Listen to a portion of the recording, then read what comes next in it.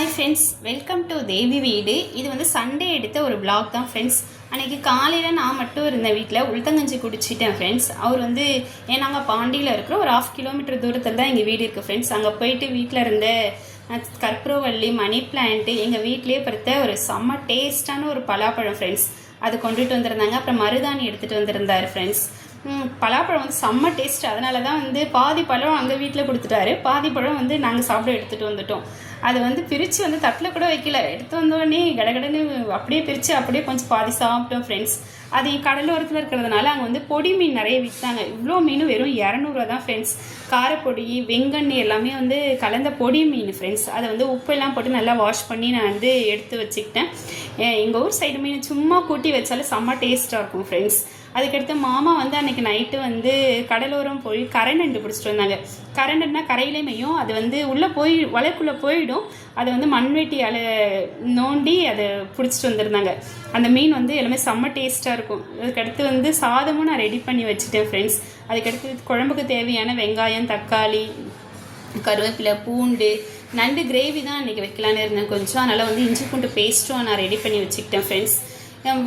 மீன் குழம்புக்கான பூண்டை வந்து ஒன்றும் பாதியமாக தட்டி இடிகளில் போட்டு அதை ஒரு பக்கம் எடுத்து வச்சுக்கிட்டேன் ஃப்ரெண்ட்ஸ். அதுக்கடுத்து ஒரு சட்டியில் தான் மீன் குழம்பு வைக்கலாம், ஏன்னா சட்டி சோறு சட்டி மீன் குழம்பு அப்படி தான் கொஞ்சம் யோசித்து செஞ்சது. என்ன ஒன்று, நண்டு கிரேவி வைக்க தான் பாத்திரம் இல்லை, அதனால் வந்து குக்கரில் வச்சுக்கலான்னு சொல்லிட்டு ரெண்டுத்துலேயுமே வந்து நல்லெண்ணில் செஞ்சால் நல்லாயிருக்கும். அன்றைக்கி என்கிட்ட ரீஃபண்ட் ஆயில் தான் ஃப்ரெண்ட்ஸ் இருந்தது. ரெண்டுத்துலேயுமே ரீஃபண்ட் ஆயில் ஊற்றிட்டு மீன் குழம்புக்கு வந்து வடகம், வெந்தயம், பெருஞ்சீரகம், பூண்டு இது எல்லாமே போட்டு கொஞ்சம் நல்லா ஃப்ரை பண்ணிட்டேன் ஃப்ரெண்ட்ஸ். சேம் அதே அந்த சைடில் வந்து நண்டு கிரேவிக்கு வந்து எண்ணெய், பெருஞ்சீரகம், கருவேப்பிலை, வெங்காயம் இது ரெண்டுமே ஃப்ரை பண்ணிகிட்டு இருந்தது. பூண்டு வந்து ஃப்ரை ஆனதுக்கப்புறம் மீன் குழம்புக்கு அதில் வந்து வெங்காயம் போட்டுட்டோம் ஃப்ரெண்ட்ஸ். வெங்காயம் போட்டு நல்லா வதங்கணும். அது வதங்கினதுக்கப்புறம் நண்டு கிரேவிக்காக வெங்காயம், தக்காளி இது ரெண்டுமே போட்டு ஃப்ரை பண்ணிட்டோம் ஃப்ரெண்ட்ஸ். அதுக்கடுத்து வந்து இது வந்து அத்தையே வந்து சின்ன சின்ன நண்டு தான், அதை ரெண்டாக உடைச்சி அவங்க க்ளீன் பண்ணி கொடுத்துருந்தாங்க. அது எல்லாத்தையும் அப்படியே குண்டாண்டில் கொட்டி நல்ல கிளறி நண்டு பார்க்க ஆசை. ரொம்ப குட்டி குட்டி நண்டு, அதில் ஒன்றுமே வேஸ்ட்டே இல்லை ஃப்ரெண்ட்ஸ். எல்லாமே சதப்பத்து சூப்பராக இருந்தது. வெங்காயம் வதங்கினதுக்கப்புறம் அதில் தக்காளி போட்டுக்கிட்டேன் ஃப்ரெண்ட்ஸ். மீன் குழம்புக்கு நான் தக்காளி நல்லா வதங்கினதுக்கப்புறம் குழம்புக்கு தேவையான ஒரு எலுமிச்சை சைஸ் தான் ஃப்ரெண்ட்ஸ் புளி. அந்த புளி எடுத்து நல்லா கரைச்சி வச்சுக்கிட்டேன். மீன் குழம்புக்கு தேவையான வீட்டில் அரைச்ச மிளகாத்தூள் கொஞ்சம் சேர்த்துக்கிட்டு அது வேகிறதுக்காக கொஞ்சம் தண்ணியும் அதில் நான் வந்து கலந்துக்கிட்டு வேகட்டுன்னு சொல்லி அப்படியே கொஞ்சம் நேரம் மூடி வச்சுட்டேன் ஃப்ரெண்ட்ஸ். மீன் குழம்புக்கு வந்து கரைச்ச புளியில் வீட்டில் அரைச்ச மிளகாத்தூளை வந்து அதிலே கரைச்சிப்பேன் ஃப்ரெண்ட்ஸ். நீங்கள் வந்து எண்ணெயில் போட்டு வதக்குவீங்களா, எனக்கு அது பழக்கம் இல்லை. நான் இப்படியே கரைச்சிட்டு வெங்காயம் தக்காளி வதங்கின உடனே இதை எடுத்து அதில் ஊற்றி அந்த குழம்போட புளி வாசனையும் மிளகாத்தூள் பச்சை வாசனையும் போகிற அளவுக்கு நல்லா கொதிக்க வச்சுருவோம் ஃப்ரெண்ட்ஸ் மூடி. அதுக்கடுத்து நண்டு கிரேவிக்கு இப்போ வந்து தேங்காய் ஊற்றினா அது கொஞ்சம் டேஸ்ட்டு நல்லாயிருக்கும்ல ஃப்ரெண்ட்ஸ். அதனால் காலையில் வந்து உளுத்தங்கஞ்சிக்காக செஞ்ச தேங்காய் 2 பத்தை எடுத்து வச்சுருந்தேன். யதார்த்தமாகவே எடுத்து வச்சுருந்தேன், எனக்கு நண்டுலாம் எடுத்துகிட்டு வரணும்னு எனக்கு தெரியாது. அந்த தேங்காய் பத்தை, அதுக்கடுத்து வந்து பெருஞ்சீரகம், அதுக்கடுத்து வந்து மிளகு கொஞ்சம் நல்லா பேஸ்ட் மாதிரி அரைச்சி நண்டில் ஊற்றிட்டு அதுக்கு உடனே ஒரு 2-3 நிமிஷத்துலேயே அந்த தேங்காய் கூடயே கொஞ்சம் கொத்தமல்லி தழையை போட்டு நல்லா பரட்டி விட்டுட்டு இறக்கிட்டேன் ஃப்ரெண்ட்ஸ். நல்லா அந்த குழம்போட பச்சை வாசனை போனதுக்கப்புறம் நிறைய நல்ல மீன் குழம்பு, எனக்கு பொடி மீன் அவ்வளோ பிடிக்கும். அந்த குழம்பு டேஸ்ட்டும் நல்லாயிருக்கும் ஃப்ரெண்ட்ஸ். அதனால் பொடி மீன் எல்லாத்தையும் போட்டு கரண்டி வச்சு கலக்கவே இல்லை, அப்படியே வச்சு நல்லா கொதிக்க விட்டுட்டேன் ஃப்ரெண்ட்ஸ். அது நல்லா வந்து கொதி வந்ததுன்னா அந்த வாசனை வந்து செம்ம சூப்பராக இருக்கும். இந்த மீன் குழம்பு என்னால் அடிச்சிக்கவே முடியாது ஃப்ரெண்ட்ஸ். அவ்வளோ தலபுல குழம்பு இறக்கி வச்சதுக்கப்புறம் சட்டியில் இருக்க மீன் குழம்பு வந்து அப்படியே கொதிச்சிக்கிட்டே இருந்தது. எனக்கு நல்லா சட்டி சோறு சட்டி குழம்பு, என்ன ஒன்று குக்கரில் தான் வந்து நண்டு கிரேவி ஃப்ரெண்ட்ஸ். அன்றைக்கி லஞ்சு வந்து ரொம்ப திருப்தியாக நாங்கள் சாப்பிட்டு முடிச்சிட்டோம் ஃப்ரெண்ட்ஸ். சாப்பிட்டு கையோடு அன்றைக்கி வந்து பாத்திரத்தையும் சமைச்ச பாத்திரத்தில் விளக்கி வச்சுட்டேன்.